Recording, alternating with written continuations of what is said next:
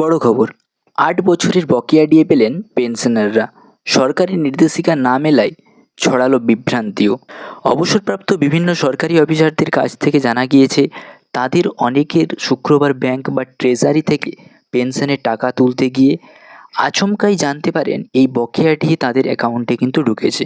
এই সময় রাজ্য সরকারি কর্মচারীদের মধ্যে যারা পেনশন পান তাদের বকেয়া ডিএ দিল সরকার।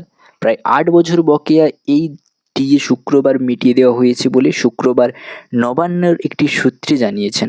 যদিও তা নিয়ে কোনো সরকার নির্দেশিকা এদিন রাত পর্যন্ত পাওয়া যায়নি, তবে অবসরপ্রাপ্ত বিভিন্ন সরকারি অফিসারদের কাছ থেকে জানা গিয়েছে, তাদের অনেকেই শুক্রবার ব্যাংক বা ট্রেজারি থেকে পেনশনের টাকা তুলতে গিয়ে আচমকাই জানতে পারেন এই বকেয়া ডিএ তাদের অ্যাকাউন্টে ঢুকেছে।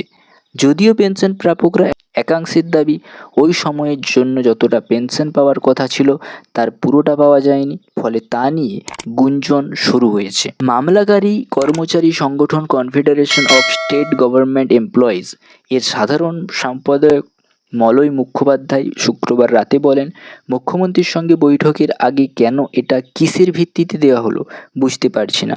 এ বিষয়ে সরকারি নির্দেশিকাও কিন্তু হাতে পায়নি, বরং বিভ্রান্তি ছড়িয়েছে।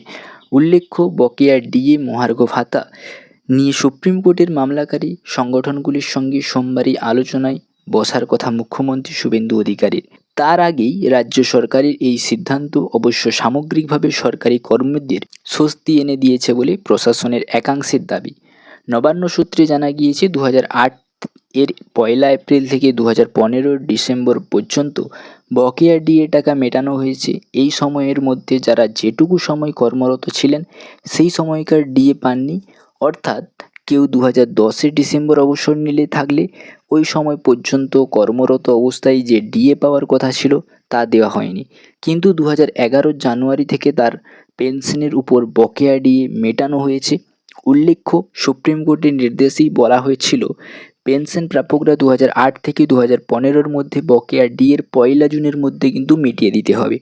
অভিযোগ, নির্বাচনের আগে সুপ্রিম কোর্টের গুঁতো খেয়ে তৎকালীন তৃণমূল সরকার শুধুমাত্র সরকারি কর্মীদের 2016 জানুয়ারি থেকে 2019 ডিসেম্বর পর্যন্ত বকেয়া ডিএ 2 কিস্তিতে মেটানোর কথা ঘোষণা করে, কিন্তু সেই বকেয়া ডিএর প্রথম কিস্তির টাকা গত মার্চে হাতে পান শুধু পেনশন প্রাপকরা।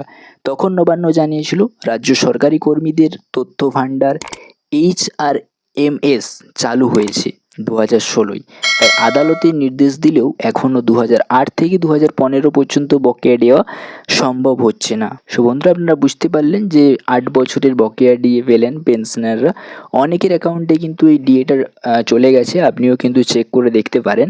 আপডেটটা যদি ভালো লাগে অবশ্যই ভিডিওটিতে একটা লাইক দেবেন, চ্যানেল নতুন হলে চ্যানেলটা সাবস্ক্রাইব করবেন আরও পরবর্তীতে এইরকম আপডেট পাওয়ার জন্য। Thanks for watching SM family. জয় হিন্দ।